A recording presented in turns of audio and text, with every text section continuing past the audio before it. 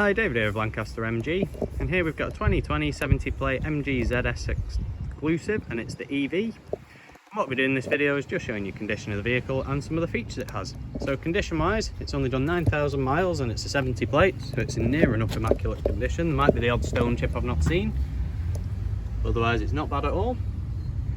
So there's the alloy design, so they're quite funky design on these, exclusive to the EV model, so you know you see them when you see those alloys on it.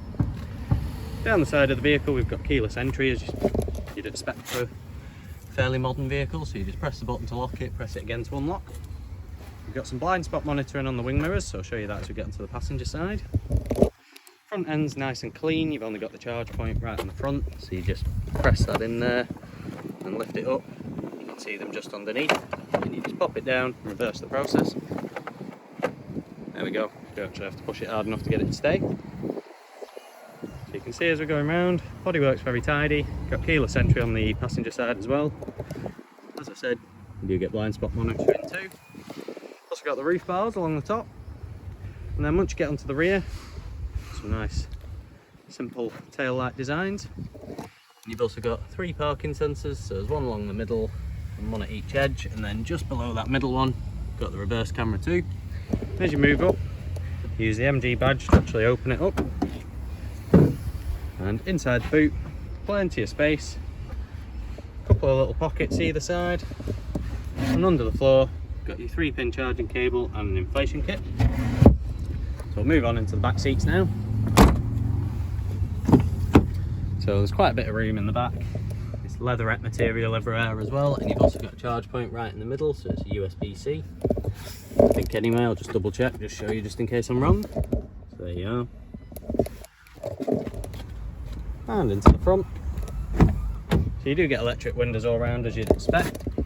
Got electric adjustment to the seat. As you get in, electric folding wing mirrors as well. Alongside the keyless entry, you've also got keyless start. So just press that.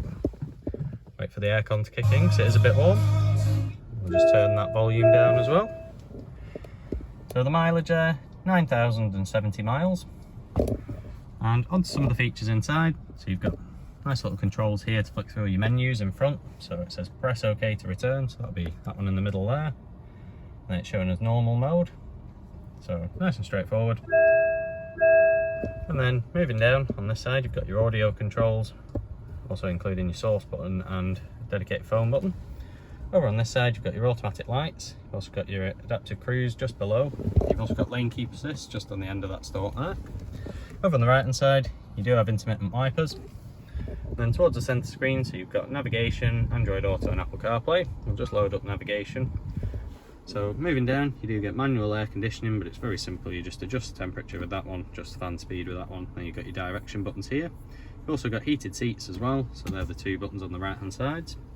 Coming down a little further, you've got your drive mode, so you've got Eco, Normal or Sport. And then you've got your kinetic energy recovery system, so that's for your regenerative braking. And then you've got a little tab there, just shows you your battery.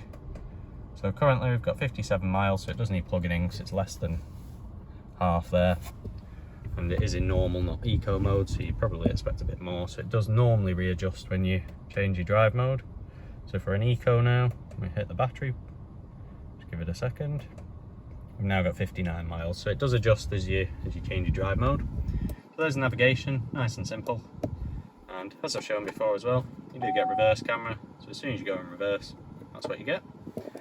And then just to finish up with, there's your gear selector, well, or drive selector I should say, because it's single speed. Then got a couple of cup holders. You've got this nice large panoramic glass roof that does open, so the way it works, just got the shutter there. We'll get that going, and then it actually dials so you can stop it at different positions, so we'll just open it all the way for now. So really nice design. Works quite quickly as well. There we are. So if there is anything I've not covered in this video or any extra info you want, don't hesitate to get in contact and we'll see what we can do to help. Otherwise, thanks for watching. Take care. Bye.